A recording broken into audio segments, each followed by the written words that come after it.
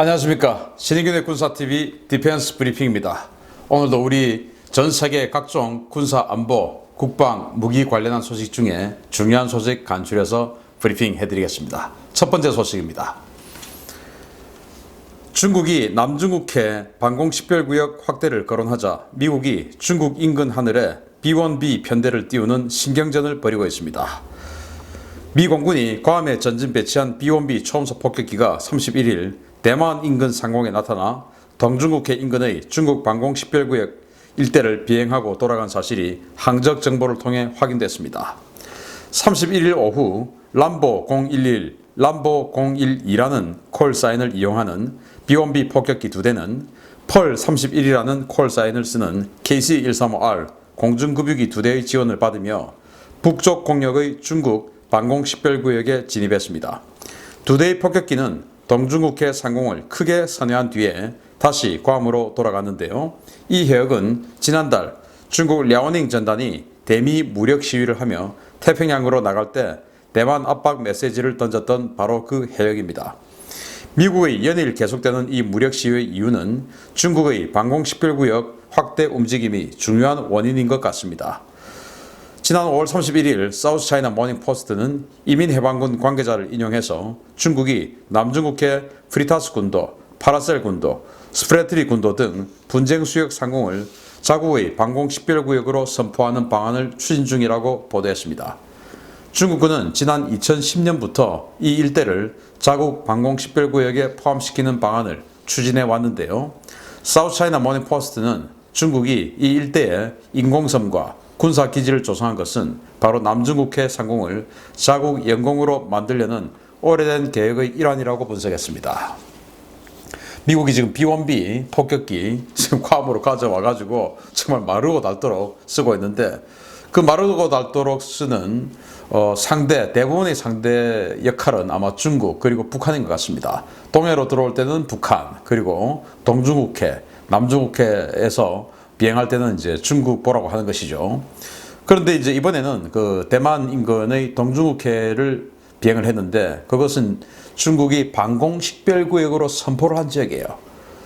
그랬더니 바로 그 시각에 사우스 차이나 모닝 포스트를 통해서 중국이 남중국해 파라셀 군도, 즉 중국말로는 서사군도죠. 스프레틀리 군도, 중국말로는 남사군도죠. 이런 이 분쟁 수역 일원에다가 자기네들이 지금 마구마구 환초에다가 산호초에다가 콘크리트 부어가지고 비행장 설치하고 지금 뭐 환경 파괴하고 국제질서 위반하는 일 마구마구 했지 않습니까?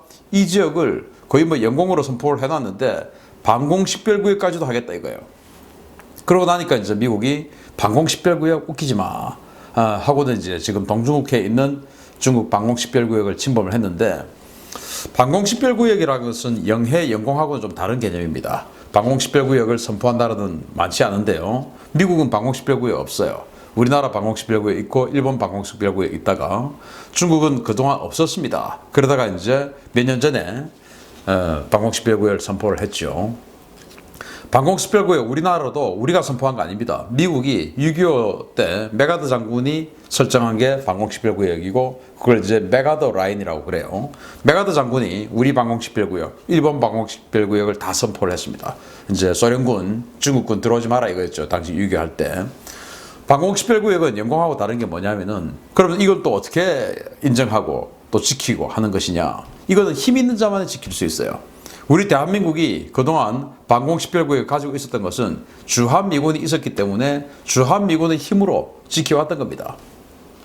그리고 지금 중국이 방공식별구역 선포를 했죠. 그리고 이 제주도 남쪽 지역에는 중국, 한국, 일본 이 세 나라가 방공식별구역이 겹쳐 있어요. 영공은 겹칠 수가 없는데 방공식별구역은 겹칠 수 있습니다. 왜냐? 선포를 하면 되니까 그냥 나 여기부터 여기까지 방공식별구역이니까 니들 오면 조심해. 이제 이겁니다, 그냥. 그러면은 이것은 힘 없는 자는 선포할 수가 없어요. 왜냐? 힘 없는 자가 방공식별구역 함부로 선포했다가 완전히 체면만 손상당하거든요. 오직 힘만이 지킬 수 있습니다. 왜냐? 국제법이 통하지 않는 영공 개념이 아니기 때문에 그래요. 그래서 힘 없는 자는 못하는데 중국이 이제 2010년대 이후에 힘이 생겼다고 생각하고 방공식별구역을 선포를 한 거죠. 그런데 지금 이제 중국이 방공식별구역 선포했지만 미국은 웃기지 마 하고 지금 동중국해 중국의 방공식별구역 마음대로 지금 들어가죠. 중국 체면 손상시키는 겁니다. 그런데 남중국해 중국이 또 방공식별구역을 선포를 하면 미국이 마음대로 또 들어가 버리겠죠. 웃기지 마 이게 무슨 영공이야 하면서. 그런데 이제 이 방공식별구역이 효력을 발휘하는 것은 뭐냐, 그 방공식별구역을 선포한 나라보다 힘이 없거나 또는 그 나라의 눈치를 보는 나라들이 이제 이렇게 합니다. 그 방공식별구역을 들어가기 전에 하루 전날 통보를 하게끔 되어 있습니다. 그러면 이제 마찰이 안 생겨요. 그러면 예를 들어서 우리나라 같은 경우에 기존의 어떤 그 민간 항로 이런 거 말고 혹시 우리가 그 대형 수송기나 공중급유기 이런 걸 가지고 이제 저 남쪽으로 갈 일이 있다고 친다면, 그러면 남중국해 중국이 인공섬 불법으로 만든데 이거 지금 국제사회가 지켜주지 않고 있지 않습니까? 인정 안 하지 않습니까? 이걸 기점으로 방공식별구역을 선포한다? 그런데 대한민국 정부가 중국의 눈치를 보니까 여기에 이제 들어가서 비행을 할 때 우리 수송기나 이런 것들이 들어갈 때 군용 하루 전날 뭐 중국 인민해방군에 우리 내일 저쪽으로 지나갈 테니까 양해하세요 라고 한다면 우리가 이제 중국의 방공식별구역 인정하는 것이고, 중국의 그 영해 말도 안 되는 이 산호초에다가 콘크리트 부어가지고 하는 이런 그런 짓거리들 우리가 인정하게 되는 거예요. 그래서 우리 대한민국 정부 이 지금 뭐 중국이 방공식별구역 선포하고 미국이 그걸 인정 못해 라고 하고 하는 것은 그들만의 리그인데, 그들만의 리그에서 중국의 그런 도발을 정말 실효적으로 의미 있게 해주는 것은 우리나라 같은 나라가 거기에 동조해서 내일 우리 그쪽으로 지나갈게요 라고 해주면 이제 문제가 되는 겁니다. 그러면은 그 밑에 있는 그 산호초 이런 것들까지도 인정하게 되는 것이니까 대한민국 정부 정말 현명한 판단을 해주시길 바랍니다. 절대 통보하지 말고 갈 일이 있으면 바로 그냥 비행을 하는 그런 국제사회 질서를 지키는 대한민국 정부가 되기를 바랍니다. 두 번째 소식입니다. 인도와 중국이 카라코룸 산맥 인근 카슈미르 지역의 분쟁 지역인 라다크 일대에 포병과 미사일 등 대규모 중화기를 전진 배치하고 있는 것으로 확인되었습니다. 양측 국가 지도부는 대화와 협상 가능성을 언급하고 있지만 현장에서는 우발적 충돌에 대한 우려가 커지고 있습니다. 인도와 중국이 라다크 일대에 전투 차량과 포병화기 등 중화기를 대폭 증강하고 있다고 NDTV가 1일 보도했습니다. 보도에 따르면 인도는 이 일대에 견인 곡사포와 로켓 등 중화기를, 중국 역시 곡사포와 장갑차 등의 화기를 증강 배치하고 있는데요. 이러한 중화기 반입은 중국이 먼저 시작했고 인도는 중국 측의 중화기 증강에 비례하는 수준으로 전력을 증강하고 있습니다. 중국은 라다크 지역 내의 판공초 호수에서 200km가량 떨어진 지역에 J-11과 J-16 등 대형 전투기를 전진 배치시켰고 인도 역시 이 일대에 미라지 2000 등 전투기 전력을 추가 배치해서 중국에 맞서고 있습니다. 이와 관련해 라지나트 싱 인도 국방부 장관은 현지 시각 31일 현지 매체와의 인터뷰에서 현재 이 지역에 중국은 5천여 명의 병력과 장갑차, 중화기를 배치했고 인도군 역시 이에 대응하기 위해 3개의 보병사단을 증강했다라고 밝히면서 현재 외교, 군사 채널을 통해 중국과 문제를 해결 중이다라고 밝혔습니다. 싱 장관은 어떤 상황에서도 인도의 자존심은 지킬 것이라며 중국의 도발과 무리한 요구에 절대 굴하지 않겠다는 뜻을 거듭 밝혔는데요.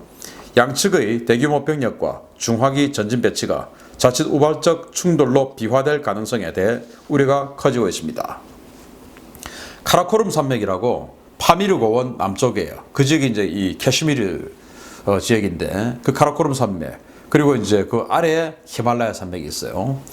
그래서 이 인도로서는 이제 북부 지역이죠. 여기가 인도, 파키스탄, 중국 이 세 나라가 영토 분쟁을 하고 있는 곳이고 1962년도에 이 지역에서 중국과 인도가 붙었습니다. 전쟁을 붙었죠. 그래서 이제 인도군이 12,000명, 중국군은 8만 명이 동원이 되어서 당연히 이제 인도가 중과부적으로 심하게 졌고 인도군 3,000명 정도가 전사했고 4,000명 정도가 포로로 잡혔어요.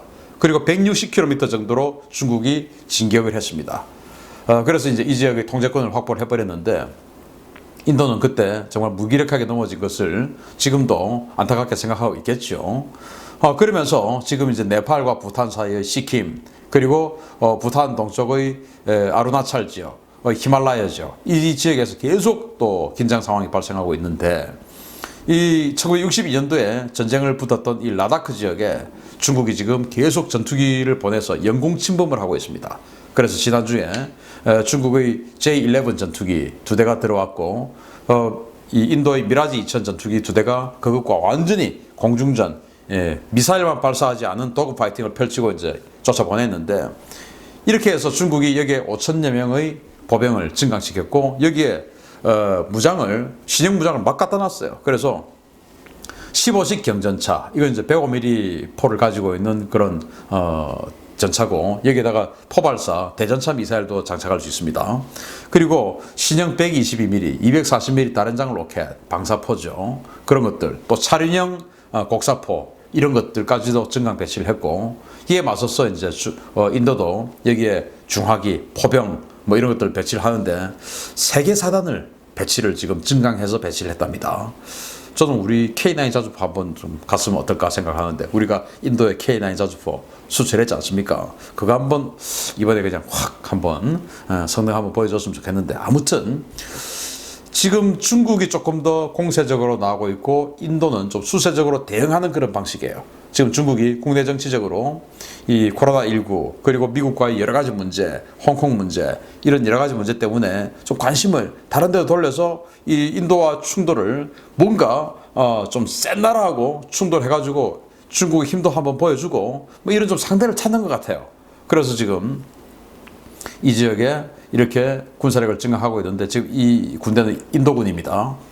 이런 곳에서 지금 전쟁을 하는 거예요. 그래서 지금 전쟁 일촉즉발의 상황인데, 미국의 중재를 인도는 일단 거부했습니다. 우리가 해결하겠다. 이렇게 나름 인도도 이제 대국으로서의 자존심을 지금 지키려고 하는데, 1962년도의 비참한 패배, 어떻게 인도가 갚을 수 있을지, 아니면 이번에 또 꼬리를 마를지 한번 지켜보도록 하겠습니다. 세 번째 소식입니다. 이란이 호르무즈 해협의 해상교통로에 치명적인 위협이 될 수 있는 대형 수중 드론을 도입했다는 분석이 제기됐습니다. 사실일 경우에 국제사회에 상당한 골칫거리가 될 것으로 우려됩니다. 이란이 대형 수중 드론을 도입한 정황이 포착됐다고 영국의 국제전략문제연구소 IISS의 조셉 댐시 연구원이 현지 시각 5월 29일 관련 사진과 분석을 발표했습니다. 댐시 연구원은 이란이 무인 수중 드론의 시제품을 보여준 것 같다 라면서 이란 혁명수비대가 오늘 인수했다고 밝힌 112척의 소형 선박 가운데 기이한 형상의 미확인 잠수정이 있었다 라고 밝혔습니다. 이 드론은 북한에서 구입한 가디르급 잠수정보다 더 작고 승조원 출입을 위한 별도의 해치가 보이지 않았는데요. 매우 작은 세일에 작은 센서 마스터와 디젤 엔진을 위한 스노클이 식별되고 있습니다.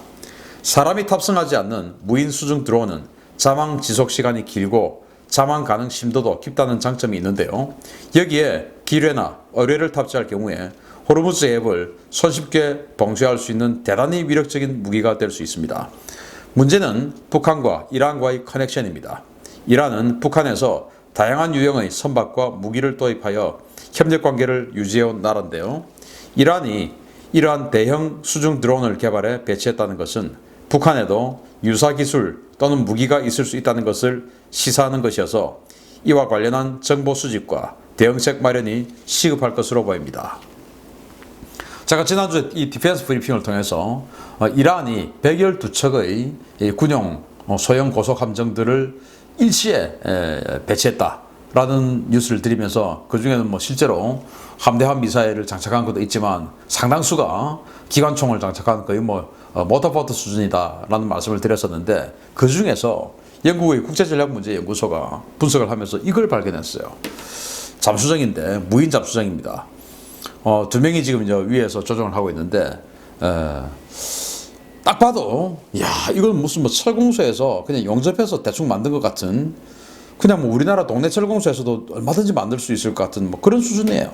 사람이 안 타다 보니까 깊이 자망할 필요도 없고, 또 이란 같은 경우는 이 철강 기술이 약하기 때문에 고장력 강판을 만들 수가 없죠.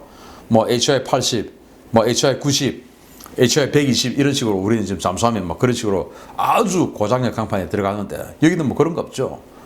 그러면서 이제 압력 선체까지도 만들 필요도 없습니다. 그냥 뭐 철판 좀 두껍게 만들어서 물속에 집어넣어서 찌그러뜨려지지 않을 정도까지만 들어가는 겁니다. 왜냐? 사람이 안 타고 있으니까 뭐 위험하지 않죠. 그렇게 해서 여기다가 이제 어뢰, 기뢰 이런 걸 장착해 놓고 무인, 무선 또는 유선으로 호르무즈 밑에 수십 미리 얕으니까 깔아앉혀 놓고 유선으로 그냥 할 수도 있는 겁니다. 그래서 그 반다르 아바스 항구에 있는 해군 사령부에서 유선으로 조정해서 혹시 뭐 공격 좀 해야 되겠다 그러면 리모컨으로 공격하는 어뢰 쏴 이렇게 할 수 있는데 문제는 우리 청해부대가 거기 가 있지 않습니까? 그래서 청해부대도 위험하고 더 문제는 이란과 북한과 거의 그동안 이어져 왔던 이 무기 커넥션들 탄도미사일, 잠수함 이런 것들 북한의 무기들이 많이 갔죠. 그리고 이 이란의 핵실험을 북한이 대행해줬다 라는 그런 정황도 있죠. 이런데 이런 무기체계 정말 북한이 연어급 잠수함, 상어급 잠수함 이런 걸 독자적으로 만드는 북한이 봤을 때 이런 건 그냥 뭐 사실 껌처럼 만들 수 있는 수준 아니겠습니까? 이걸 보면 북한도 이런 걸 많이 가지고 있겠다라는 생각을 할 수 있습니다. 너무 간단하니까. 그래서 이 무인 드론 정말 간단하게 만들 수 있는 이런 것에다가 어뢰, 기뢰 이런 걸 넣어서 우리 항구 앞에다가 기뢰를 부숴버리고 이렇게 한다면 정말 대단히 위험한 상황이 될 수 있는데 참 우리 한국 해군 대비태세 이런 것들 탐지 능력 확실하게 갖추어 나가야 되겠다라는 생각을 합니다. 한번 또 조사해 볼 필요가 있습니다. 우려스럽습니다. 마치겠습니다. 감사합니다.